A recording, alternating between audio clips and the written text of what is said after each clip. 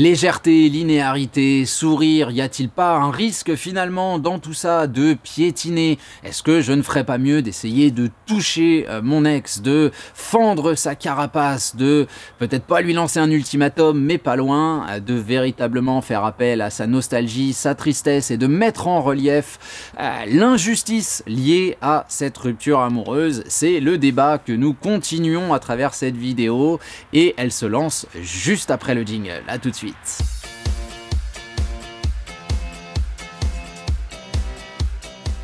Salut à vous, c'est Jean-Baptiste de jbmarcy.com. On se retrouve aujourd'hui, bien évidemment, comme chaque jeudi, pour continuer nos réflexions autour de votre reconquête amoureuse.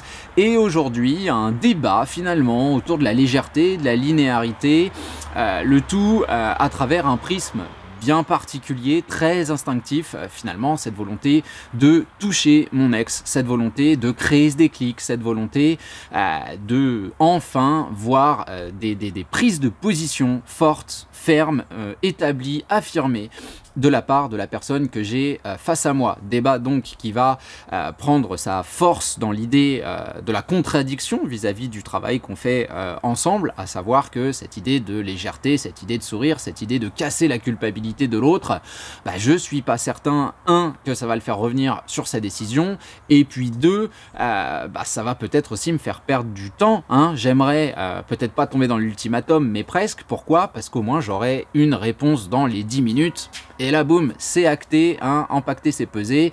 Au moins, je sais à quoi m'en tenir. Et puis, il y a une chance que ça fonctionne. Bien évidemment, petite parenthèse de spoiler, il y a aussi une grande chance que ça fonctionne pas. Et vous l'imaginez bien, cette vidéo va tourner autour de cette idée. Donc, prenons les choses par le début et rappelons-nous de l'instinct, du réflexe humain toujours présent au moment d'une rupture amoureuse, surtout quand on aime toujours la personne face à nous, bien évidemment.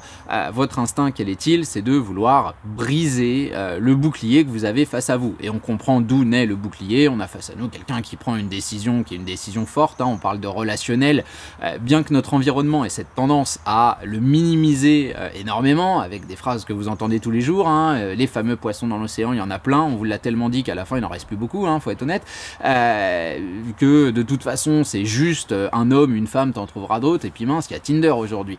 Voilà le genre de choses qu'on va vous dire au moment où vous êtes dans la douleur et on va considérer que vous vous apitoyez sur votre sort. En même temps, on sait aussi que la rupture amoureuse et l'amour à titre général sont des choses qui nous rendent un petit peu déglingo, et c'est bien normal, ça va toucher véritablement tout l'être humain, et on sait très bien qu'après une rupture, on va avoir du mal à tout faire, on va avoir du mal à manger, on va avoir du mal à dormir, on va avoir du mal à se motiver à faire quoi que ce soit, à aller bosser, à entretenir nos amitiés, etc., etc., etc. Donc on est sur un pan de réflexion, une décision qui est très importante, qui va toucher quasiment toutes les cellules de l'être humain, et vous voulez faire infléchir cette décision, faire changer d'avis à votre ex. Et la première idée, bien évidemment, c'est de se dire que je vais le toucher, je vais le ou la faire, comment dire, je vais stimuler sa nostalgie, je vais stimuler sa sentimentalité en mettant en relief la notion d'abord d'empathie qu'il ou elle peut avoir pour moi, parce qu'on a quand même construit quelque chose ensemble et on se connaît, et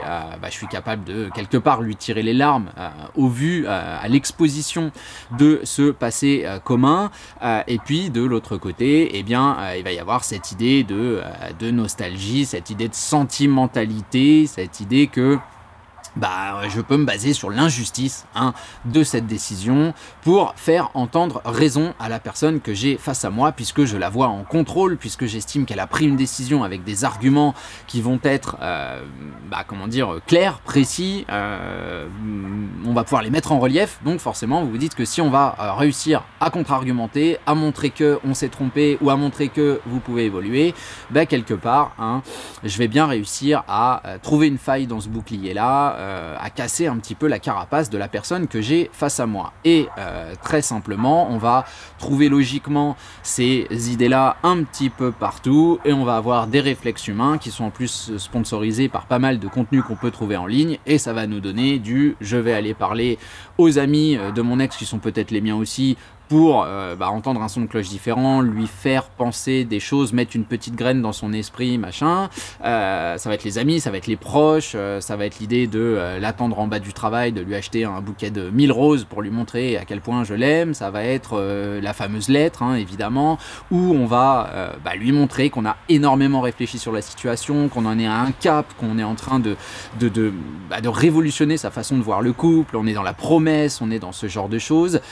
On connaît cette idée finalement et c'est quelque chose que j'apprécie finalement, cette vision où mon environnement va m'aider. Le problème, c'est que c'est un environnement qui est lié sur le nostalgique, c'est un environnement qui renie la prise de décision de la personne qu'on a face à nous, et on oublie un problème majeur, c'est effectivement la force de cette décision. Une rupture amoureuse, c'est une volonté de contraste, et malgré ce que vous pensez, c'est pas une décision qui est intellectuelle, c'est une décision qui est prise avec le cœur, c'est une impression globale que ça ne va plus. Évidemment, quand je vous explique le pourquoi ça ne va plus, je suis un être humain, vous êtes un être humain, on a besoin de lister certains points. T'as fait ci, t'as fait ça, il y a ça qui va pas, il y a ça qui va plus, etc., etc. Le problème, c'est que mettre des mots sur ses émotions, mettre des mots sur ce qu'on ressent et mettre des mots sur les reproches, c'est pas forcément évident. D'abord, faut assumer le fait que vous allez répondre, que vous allez vous aussi argumenter, et puis tout simplement expliquer à quelqu'un que je le sens plus, ce couple-là.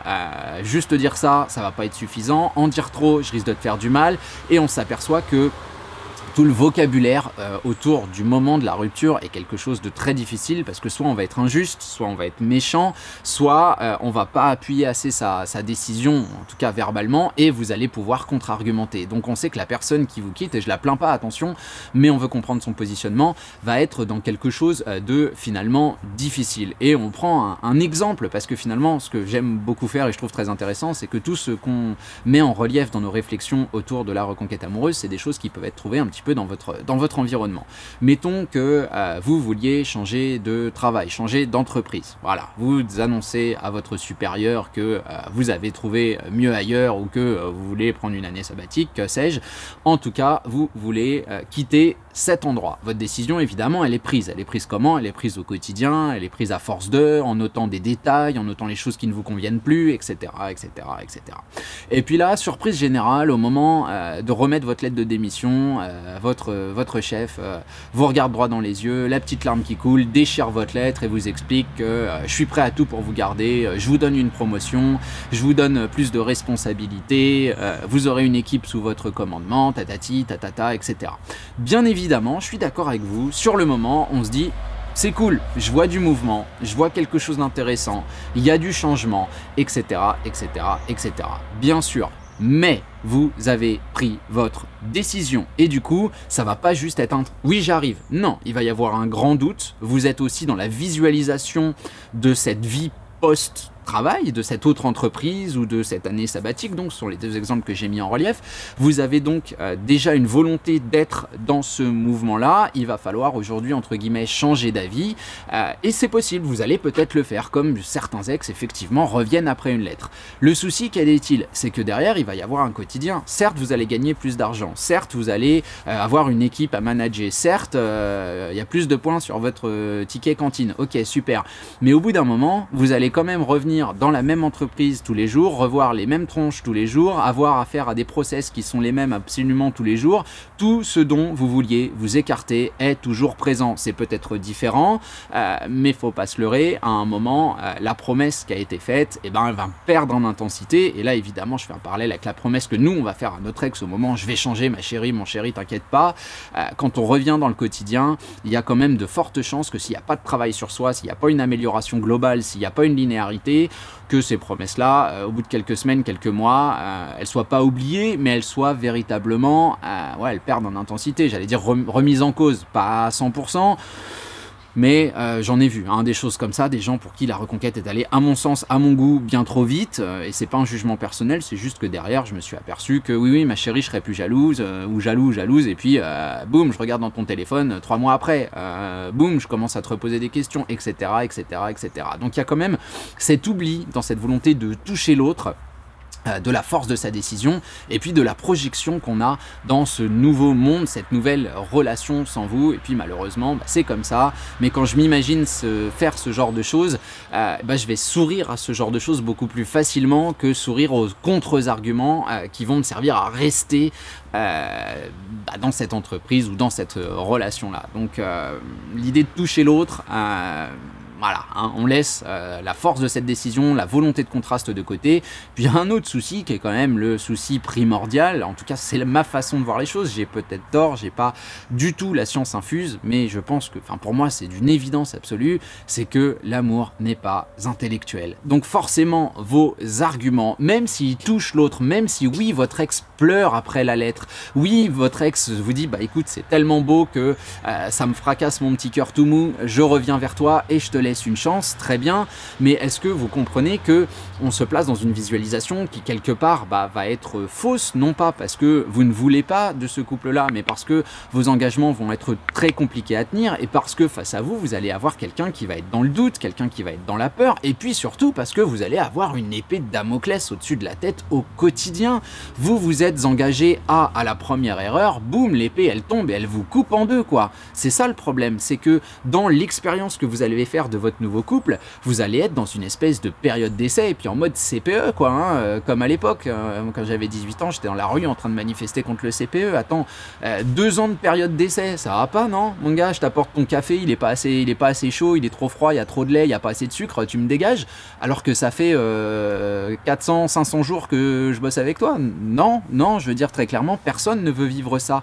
Votre ex ne veut pas vivre ce moment où on va pratiquement chaque jour se dire alors, est-ce que j'ai fait le bon choix, est-ce que j'ai pas fait le bon choix, est-ce que ces promesses sont tenues, est-ce que les critères de satisfaction sont respectés, etc. Et vous voulez pas vivre avec l'idée que, oh mon Dieu, si la nappe elle est pas bien pliée, si vous avez oublié de mettre une tomate dans la sauce tomate ou dans les pâtes bolognaises, peut-être que la personne face à vous va partir. Dans une relation amoureuse, on veut du naturel, et le naturel, ça se construit à force de pouvoir être soi-même avec la personne qu'on a face à nous. Comment être soi-même quand on sait que finalement, comme dans je sais pas si vous savez comment ça marche, mais le gouvernement français, il y a une tradition qui est faite que finalement le Premier ministre, quand il est nommé, il a déjà préparé sa lettre de démission. Elle est déjà dans le bureau du président de la République. C'est un truc qui existe depuis très très longtemps. Donc en fait, quand on nous dit que le Premier ministre démissionne, non, il se fait virer. Hein, c'est juste le président qui sort la lettre et qui fait « Rappelle-toi, tu avais démissionné le jour où tu es entré en fonction ». Donc si vous voulez, là c'est un petit peu la même chose, quoi. Vous avez, le moment où vous vous remettez dans votre couple, il y a déjà la lettre de démission qui est sur le bureau et la personne face à vous, elle a juste à l'ouvrir, mettre un tampon et on n'en parle plus. C'est quand même extrêmement dangereux pour tout le monde. Je vois mal comment on peut être apaisé psychologiquement au quotidien. Et puis j'en reviens finalement à ce contre-pied, ce qui est que nous voulons mettre en place, qui est cette idée de linéarité, qui est cette idée de légèreté. Oui, vous allez sans doute avoir l'impression de piétiner. Oui, il y a une satisfaction pour votre ex à voir sa culpabilité remise en cause. Et oui, ça va sans doute prendre plus de temps que la fameuse lettre où on va pouvoir revenir instantanément. Déjà, le premier argument, je pense qu'il est plutôt clair, c'est que par contre, ce que ça offre en termes de vie, en termes de confort derrière, puisqu'il y a ce temps-là, vous allez l'utiliser à changer, à évoluer, à grandir pour de vrai, pas à travers des promesses. Hein. On préfère un vrai changement que la promesse d'un changement et devoir l'assumer au quotidien en se posant la question « Merde, est-ce que j'ai assez changé aujourd'hui? Est-ce que j'ai fait plus d'efforts qu'hier? Est-ce que je suis toujours validé? Bref, est-ce que l'enveloppe est toujours fermée dans le bureau, hein, comme je vous le disais. Donc là, il y a ce stress-là versus le fait de faire les choses pour soi de son côté et de revenir avec un grand sourire face à l'autre, et puis de construire un naturel, parce que oui, le fait de casser cette culpabilité, ça nous amène à de l'évidence qu'on peut communiquer, de l'évidence qu'on peut se voir, de l'évidence que notre histoire est terminée et qu'aujourd'hui on peut construire sur quelque chose de différent. Et cette différence, ce qui vous saoule en fait, ce qui vous énerve, c'est que on veut tout de suite mettre une étiquette dessus et puis on veut qu'elle aille le plus loin, le plus vite possible. L'impatience, elle est évidemment totalement compréhensible et naturelle, mais pour respecter la décision de l'autre, il n'est en aucun cas question, en tout cas dans ma vision des choses, de le faire changer d'avis. Il est question de lui faire vivre quelque chose de différent. Et quand on entend ces deux terminaisons qui sont très différentes, et c'est pour ça que finalement le vocabulaire autour de la reconquête amoureuse est très important, la manière dont vous dites les choses, la manière dont vous les articulez dans vos raisonnements, parce que on est dans deux logiques qui peuvent paraître similaires, mais qui ne le sont absolument pas. On a besoin de linéarité parce qu'on veut construire un naturel. Et attention à ne pas confondre l'inné et le naturel. Le naturel peut être quelque chose qui se travaille. Hein. Quand vous, justement, je reprends l'exemple de votre poste, de votre métier, ce que vous faites tous les jours depuis 5, 10, 15 ans, vous le maîtrisez et ça devient naturel. Ça ne l'était pas à la naissance. Hein. Vous n'étiez pas restaurateur à la naissance, vous n'étiez pas comptable à la naissance, vous n'étiez pas coach sportif à la naissance, hein, vous souleviez pas des haltères dans l'utérus de votre maman, à ce que je sache. Donc forcément, c'est quelque chose que vous avez répété, ça vous a peut-être même gavé de le répéter, ça s'appelle les études, on refait toujours la même chose, on apprend les mêmes systèmes de réflexion jusqu'à maîtriser quelque chose qui derrière devient une force selon qui vous êtes et selon la manière dont vous le faites également, bien évidemment. Mais l'idée, elle est véritablement là. Donc la légèreté, elle sert à quoi? Elle sert à entraîner le muscle relationnel qui peut exister, qu'on veut faire exister avec votre ex et qu'on veut faire exister à travers le contraste dans quelque chose de différent que l'idée du « bah maintenant tu m'as quitté, mais moi je t'aime encore », où on en est. Le faire pleurer, le ou la toucher dans ce cadre-là, pour moi, ça n'a rien de positif. Hein. Demandez-vous très simplement, on veut revenir à des questions d'une simplicité CE1, CE2, hein, niveau intellectuel, c'est pas qu'ils sont idiots les petits, mais au niveau de la largesse des réflexions, on veut être dans ce cadre-là. On veut se dire que il est peut-être plus simple, en tout cas, moi c'est le parti pris que j'affirme, il est sans doute plus simple de se rapprocher de quelqu'un qu'on fait sourire, il est sans doute plus simple de créer du mouvement, il est sans doute plus simple d'avoir ces moments où, entre guillemets, on va déraper, je parle pas de sexualité, on va se laisser plus aller, on va avoir des contacts très enrichissants avec quelqu'un qu'on fait sourire qu'avec quelqu'un qu'on fait pleurer. Si vous me faites pleurer, moi je vais avoir tendance à me méfier de vous, pas sous l'angle « Ah, va des rétros, Satanas !» Non, pas du tout, mais sous l'angle, il y a peut-être un danger pour moi, il y a des blessures qui ne sont pas encore fermées, cette personne-là me touche particulièrement, et en même temps je fais le choix de m'en éloigner. Est-ce que si elle me propose un rendez-vous, je vais y aller? J'en suis pas sûr, et un refus, c'est pas nécessairement un refus de vous voir, ça peut être un refus pour vous protéger, pour se protéger, parce que on a encore, comme je vous le disais, des blessures qui sont pas cicatrisées. Donc dans tout ça, je pense que quelque part, alors j'allais dire une erreur d'analyse, je suis personne pour penser que votre analyse est fausse ou je ne sais quoi, mais il y a quand même un gros risque, c'est de se dire que tout ce qui est ultimatum, tout ce qui est cette volonté finalement de toucher l'autre, de fendre son bouclier, comme je le disais en introduction de cette vidéo, c'est remettre en cause pour moi ce qu'est l'amour. L'amour, c'est pas une décision. Et puis, en plus, mettons que ça marche. La personne face à vous vous dit « Ok, tu m'as écrit une lettre, je t'aimais plus il y a un quart d'heure, mais j'ai lu ta lettre et du coup, je suis fou amoureux de toi. » Déjà, on a l'impression qu'il manque un truc.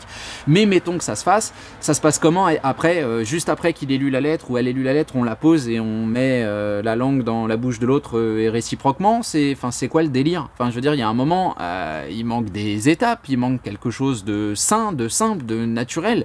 Et c'est là que va naître finalement la contrainte d'un couple reformé sur de l'intellectuel, sur une espèce de prise de décision. On a l'impression de signer un contrat, quoi. On a l'impression que il va manquer une attirance, et encore une fois, je ne parle pas de physique, hein, mais il va manquer de la fibre, il va manquer du lien, il va manquer du naturel, puis il va y avoir des moments de doute incroyables. Je veux dire très clairement, on lit votre lettre ou de par une discussion avec le parent, machin, truc, on accepte de revenir avec vous. Les premières semaines, quand vous allez au boulot et que vous envoyez un texto, puis que c'est la pause déjeuner, que votre ex vous répond pas, vous allez être comme ça, la personne face à vous va peut-être se dire, alors là, il essaye, enfin, chaque action va être épiée sous un angle qui, pour moi, me fait me demander si ça, véritablement, c'est de l'amour ou si on est dans une espèce de contrainte, dans une espèce de truc qui s'éloigne totalement de ce que se veut être un couple. Donc oui, sans doute, la linéarité, la légèreté va vous faire piétiner. En tout cas, vous allez avoir cette impression-là, parce qu'après chaque texto, votre ex va pas vous envoyer un rapport mensuel en vous disant « écoute, ce mois-ci, tu m'as envoyé 18 textos qui m'ont fait marrer, donc sur mon échelle de potentialité de retour dans un couple amoureux, tu es à 18,3 sur une échelle qui va jusqu'à 27,4. » Non, il n'y a pas de chiffre, il n'y a pas d'estimation, et du coup, comme il n'y a pas de retour sur l'intensité du sentiment envers vous, on a sans doute cette impression de piétiner. Maintenant, quand on a ce type de communication, que la personne face à nous arrive à nous sourire, bah, j'invite aussi à regarder dans le rétroviseur et à se dire, bah merde, comme je dis souvent, instinctivement, traditionnellement, des communications avec son ex, il n'y en a que deux types, hein, une mauvaise communication ou une absence de communication. Donc quand on est déjà dans ces eaux-là, qu'on commence à justifier la capacité de se faire sourire et potentiellement de se voir sur le terrain, bah à mon sens, on est beaucoup mieux loti que le fait d'envoyer une lettre et de le faire s'effondrer, s'écrouler comme une madeleine. Oui, vous l'avez touché, bravo, super, très bien, mais est-ce que ça, c'est gage d'amour ? Moi, je pense pas. Personnellement, je pense pas, et quand je dis je pense, c'est que j'en suis absolument convaincu que c'est pas du tout la route à suivre, et que si cette envie-là vous prend, bah, vous feriez mieux de tourner cette fois la langue dans votre bouche ou votre stylo autour de vos doigts, j'en sais rien, mais d'éviter ce genre de choses parce que la pression et l'amour, pour moi, ne sont pas des choses qui vont main dans la main. On va préférer la simplicité, on va préférer la légèreté, on va préférer le sourire. Et oui, ça donne un marathon. Et je sais très bien que dans votre situation, on préférerait courir un sprint. Ça, je suis tout à fait d'accord, j'en suis conscient. Malheureusement, il faut ce qu'il faut. Et encore une fois, on parle d'amour, on parle de relationnel, qui est le domaine sans doute le plus important de la vie de l'être humain. Donc quand on parle de faire évoluer un point de vue et des sentiments dans un domaine qui est le plus important de la vie de l'être humain, bah on se doute bien que ça va pas se faire en un claquement de doigts. Donc effectivement, et oui, vous aurez sans doute l'impression de faire du surplace, peut-être même de régresser, et puis il y aura des moments où vous aurez l'impression d'aller très très vite et ça vous fera peur aussi. Oui, oui, ça s'appelle la psychologie, ça s'appelle comprendre, essayer de comprendre son environnement. Il y a des peurs, il y a des doutes, il y a des craintes, mais malgré tout, je pense qu'il y a des logiques très très simples comme celle qui voudrait que le sourire soit beaucoup plus intéressant que les larmes pour se rapprocher de la personne que vous avez face à vous. Voilà, le débat est ouvert, vous n'hésitez pas à participer, vous avez les commentaires, vous pouvez faire comme d'habitude avec la vidéo, la partager, vous abonner, appuyer sur les cloches, les formations, etc. etc., etc. Hein. Je vous laisse naviguer un petit peu tranquillement. Voilà, je vous abandonne là pour aujourd'hui, on se retrouve la semaine prochaine pour un prochain contenu, et puis d'ici là, portez-vous bien, ciao ciao.